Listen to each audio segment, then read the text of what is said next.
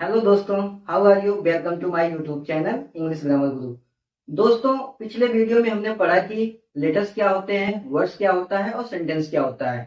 दोस्तों, अगर आपने पिछला वीडियो मिस कर दिया है तो डिस्क्रिप्शन में आपको लिंक मिल जाएगा, वहां पे जाकर के आप देख सकते हैं। दोस्तों, जैसा कि पिछले वीडियो में आपने पढ़ा कि सेंटेंस क्या होता है, दो या दो से अधिक शब्दों के मेल को, यानी दो या दो से अधिक शब्दों को मिलाकर के सेंटेंस बनता है जिसका कुछ अर्थ निकलता है। दो या दो से अधिक शब्द, जैसे हमने एग्जाम्पल यहाँ पे ब्लैक बोर्ड पे लिखा हुआ है कि word plus word plus word plus word, यानी शब्द शब्द शब्द इनको मिला करके बनेगा एक वाक्य। यानी राम प्लस इज प्लस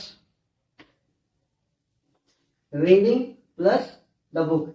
अब इनको मिलाया जाएगा तो Ram is reading the book एक क्या हो गया, एक पूरा का पूरा जो है आपका सेंटेंस बन गया।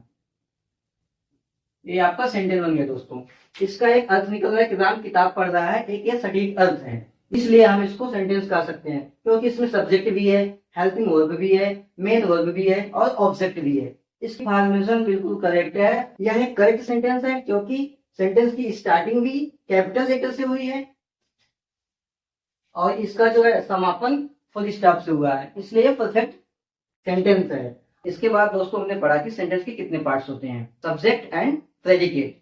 सब्जेक्ट क्या होता है?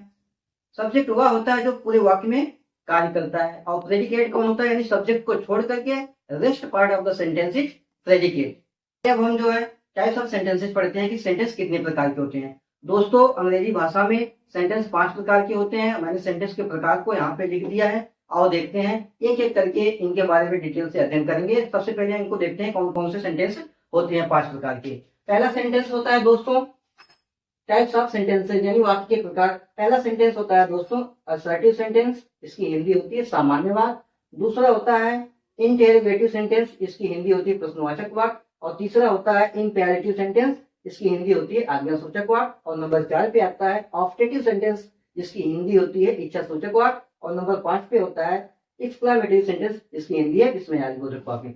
अब इन पांचों के बारे में दोस्तों एक एक करके अध्ययन करेंगे, डिटेल में अध्ययन करेंगे कि इनका कितना महत्व है। दोस्तों, जैसे जैसे आप ग्रामर में आगे बढ़ोगे तो इनकी इंपॉर्टेंस आपको समझ में आएगी, इसलिए दोस्तों इनका अध्ययन बहुत डिटेल में करना जरूरी है। हम एक एक सेंटेंस के बारे में डिटेल में अध्ययन करेंगे, तब जाके आपको समझ में आएगा। दोस्तों, अगर आपको कोई एक सेंटेंस दे दिया जाए और आपसे पूछा जाए कि ये कौन सा सेंटेंस है, आप नहीं बता सकते हैं क्योंकि आपने अभी डिटेल में इनका अध्ययन नहीं किया है। जैसे आप इनका अध्ययन कर दोगे, इसकी स्टडी के पश्चात कोई भी आपसे क्वेश्चन करे कि भाई ये कौन सा सेंटेंस है, आप तुरंत बता दोगे कि ये फलाना सेंटेंस है। आइए सबसे पहले पढ़ते हैं असर्टिव सेंटेंस। असर्टिव सेंटेंस क्या होता है? असर्टिव सेंटेंस की हिंदी होती है साधारण वाक्य या सूचनात्मक वाक्य। यानी नाम से बिल्कुल क्लियर है कि एक ऐसा वाक्य जिसमें किसी प्रकार की सूचना हो, वो आपका असर्टिव सेंटेंस होता है। इसमें इंफॉर्मेशन भी हो सकती है, फैक्ट भी हो सकता है, थॉट भी हो सकता है, जनरल आइडियाज हो सकती है। और दोस्तों, हमेशा एक असर्टिव सेंटेंस फुल स्टॉप से समाप्त होता है। एग्जाम्पल के तौर पे हम समझते हैं, जैसे ही इज गोइंग टू स्कूल, वह विद्यालय जा रहा है, एक प्रकार की इंफॉर्मेशन है। सीता इज रनिंग, सीता दौड़ रही है, एक प्रकार की इंफॉर्मेशन है। दोस्तों, एग्जाम्पल से आपको असर्टिव सेंटेंस के बारे में पता चल गया होगा, आपको अब किसी प्रकार का डाउट नहीं होना चाहिए। एग्जाम्पल यहाँ सारे दिए गए हैं। दोस्तों, आपको बता दें असर्टिव 2 प्रकार के होते हैं। आइए उनका एक एक करके अध्ययन करते हैं।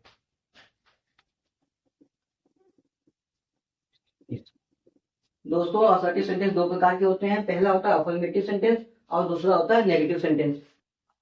अफर्मेटिव सेंटेंस की हिंदी होती है सकारात्मक वाक्य और नेगेटिव सेंटेंस की हिंदी होती है नकारात्मक वाक्य। यानी इनके नाम से ही पता चल रहा है कि सकारात्मक और नकारात्मक। आओ इनको डिटेल से परिभाषा के लिए समझते हैं और कुछ एग्जाम्पल देंगे, उसके बाद जो आपकी सारे डाउट क्लियर हो जाएंगे। असर्टिव सेंटेंस में आपने पढ़ा कि उसमें इमोशंस, आइडियाज, फीलिंग्स सारी चीजें बताई जाती है। उसमें यस भी होता है और नो भी होता है। असर्टिव सेंटेंस 2 प्रकार के होते हैं। पहला होता है अफर्मेटिव सेंटेंस और दूसरा होता है नेगेटिव सेंटेंस।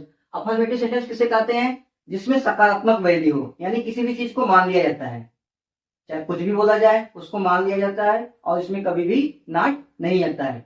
दोस्तों, अफर्मेटिव सेंटेंस को हम सरल भाषा में कह सकते हैं कि यह एक स्वीकारात्मक वाक्य है जिसमें किसी भी बात को मान लिया जाता है, इसमें ना शब्द नहीं आता है, यानी नॉट या नो नहीं आता है। जैसे एग्जाम्पल के जरिए समझते हैं, there are clouds in the sky, आसमान में बादल हैं, इसका मतलब आप इस चीज को मान रहे हैं।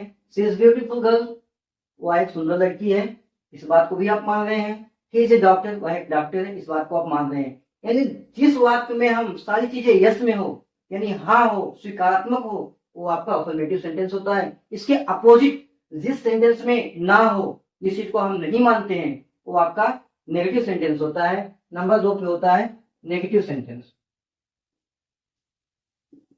नेगेटिव दोस्तों नंबर 2 पे आता है नेगेटिव सेंटेंस।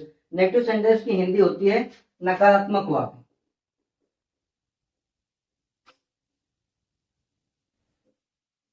ठीक है, यानी जिस वाक्य में किसी बात को नकार दिया जाए और इसमें हमेशा नो और नाट आता है। जैसे अगर इसी एग्जांपल को देख लें, there are clouds in the sky, अगर इसमें हम जो है नाट लगा दें तो क्या हो गया, नकारात्मक बन जाएगा, इसको हम नेगेटिव सेंटेंस कहेंगे। अगर दोस्तों यहाँ पे भी अगर हम नाट लगा देते हैं तो ये भी नकारात्मक वाक्य हो जाता है। अगर he is a doctor, he is not a doctor, यहाँ पे भी नाट लगा दे तो नकारात्मक वाक्य हो जाता है। यानी कि आपको दोस्तों अफर्मेटिव और नेगेटिव सेंटेंस के बारे में बिल्कुल समझ आ गई होगी। अब दोबारा जो इसके बारे में समझने की शायद जरूरत नहीं पड़ेगी। अगर दोस्तों नहीं समझ में आता है तो इस वीडियो को दोबारा आप देख लेंगे तो आपको पूरा समझ में आएगा। अफर्मेटिव सेंटेंस क्या होता है, जिस वाक्य में किसी चीज को मान लिया जाता है, उसमें निगेटिव वर्ड नहीं आता, जैसे नाट या नो नहीं आता है। जबकि इसके अपोजिट में नेगेटिव सेंटेंस क्या होता है, जिसमें नाट शब्द आता है, किसी बात को नकार लेते हैं। एग्जाम्पल के जरिए आपको समझा दिया गया है, इसमें नाट को हटा दिए तो आपका एक पॉजिटिव सेंटेंस यानी अफर्मेटिव हो जाएगा। अगर इसमें नाट को लगा देते हैं तो नेगेटिव सेंटेंस हो जाता है। सेम चीज है, इसमें अब किसी प्रकार का कंफ्यूजन नहीं होना चाहिए अफर्मेटिव और नेगेटिव सेंटेंस में। अब आगे पढ़ते हैं नेक्स्ट सेंटेंस के बारे में। दोस्तों आपने अब तक अफर्मेटिव और नेगेटिव सेंटेंस के बारे में अध्ययन कर लिया है। कुछ एग्जाम्पल ब्लैक बोर्ड पे मैंने आपके लिए लिख दिया है। आप बताओगे इसमें से कौन सा नेगेटिव है और कौन सा पॉजिटिव है। दोस्तों इसमें पहला है सरिता इज राइटिंग अ लेटर। सरिता एक पत्र लिख रही है, इसमें किसी प्रकार का कोई नाट शब्द नहीं है और इस बात को मान रहे हैं आप कि सरिता एक लेटर लिख रही है, इसलिए आपका यह पॉजिटिव सेंटेंस है यानी अफर्मेटिव सेंटेंस है। दूसरा है संतोष इज एन इंजीनियर। संतोष एक इंजीनियर है, इस बात को आप मान रहे हो, इसलिए ये भी एक अफर्मेटिव सेंटेंस है। और तीसरा है यू आर नॉट स्मोकिंग। इस चीज को आप बताओगे, क्योंकि ये बहुत सिंपल है, इसमें नॉट शब्द आया है तो आप तुरंत समझ गए होंगे कि यह नेगेटिव सेंटेंस है। चौथा है she has not completed the task. उसने अपना कार्य पूरा नहीं किया है, नॉट शब्द आया है। देखो इसमें भी नॉट आया है, इसमें भी नॉट आया है, इस बात से बिल्कुल क्लियरिटी मिल गई होगी आपको, तुरंत आप समझ गए होंगे कि यह नेगेटिव सेंटेंस है। और पांचवा जो यहाँ पे एग्जाम्पल है विनय ऑलवेज स्पीक्स द ट्रूथ। विनय हमेशा सत्य बोलता है, ये क्या है, फैक्ट है, इस बात को आप मानते हो और इसमें किसी प्रकार का नेगेटिव वर्ड नहीं आया है, इसलिए जो है ये भी वाक्य आपका अफर्मेटिव है। और लास्ट में है they are watching the movie. वे मूवी देख रहे हैं, ये भी पॉजिटिव थिंग्स है, इस बात को आप मान रहे हो कि वे मूवी देख रहे हैं, तो यह वाक्य भी आपका पॉजिटिव होगा। अगर अब दोस्तों आपको कितने भी सारे वाक्य दे दिए जाएं, अब आप तो इतना जान ही गए हो कि उन वाक्यों को आराम से आप पहचान सकते हो कौन सा वाक्य अफर्मेटिव है और कौन सा नेगेटिव है। दोस्तों इसी के साथ हम इस वीडियो को समाप्त करते हैं। अगले वीडियो में मिलेंगे हम अगले सेंटेंस के बारे में। तब तक के लिए धन्यवाद। एक इंपॉर्टेंट चीज दोस्तों, अगर आप मेरे वीडियो में नए हैं, मेरे चैनल को आपने सब्सक्राइब नहीं किया है तो कृपया मेरे चैनल को सब्सक्राइब करें, लाइक करें और कमेंट करें और ज्यादा से ज्यादा मेरे वीडियो को शेयर करें ताकि यह वीडियो प्रत्येक व्यक्ति तक पहुंचे जो अंग्रेजी के बारे में कुछ सीखना चाहता है। तब तक के लिए दोस्तों धन्यवाद। जय हिंद, जय भारत।